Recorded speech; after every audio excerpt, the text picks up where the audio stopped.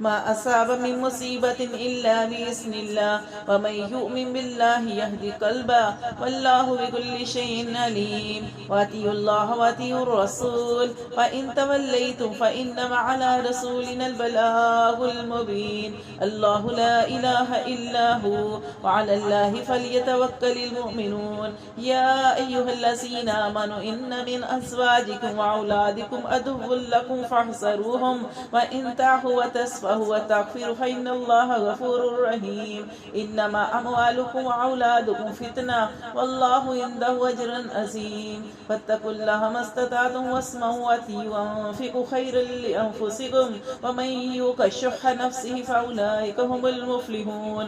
إن تقرضوا الله قرضا حسنا يضاعفه لكم ويغفر لكم والله شكور حليم. عالم الغيب والشهادة العزيز الحكيم.